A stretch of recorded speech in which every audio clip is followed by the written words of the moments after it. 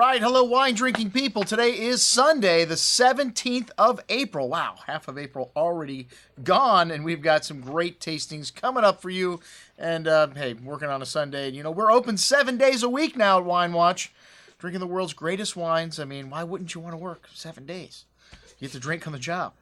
Anyways, we've got one of our favorite tastings coming up next Saturday, the 23rd. This is our vintage Spanish tasting, and I can tell you the last couple of years, man, what an incredible surprise every single wine on the table has been. And the most unlikely of heroes, like the 1950 Berberana, a producer that most people have never even heard of that collect Spanish wines.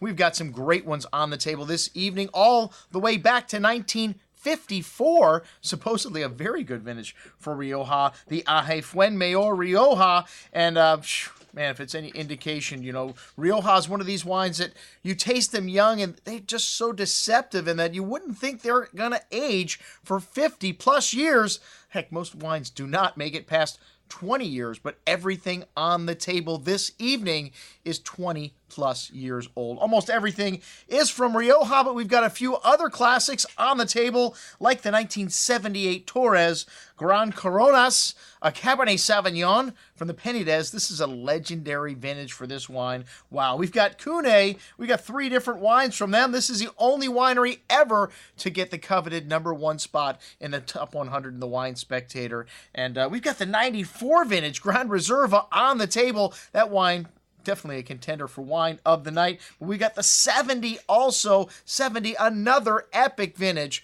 for Rioja. We got La Rioja Alta 904. This is a classic, the Gran Reserva from this winery. They've been producing this wine for over 100 years.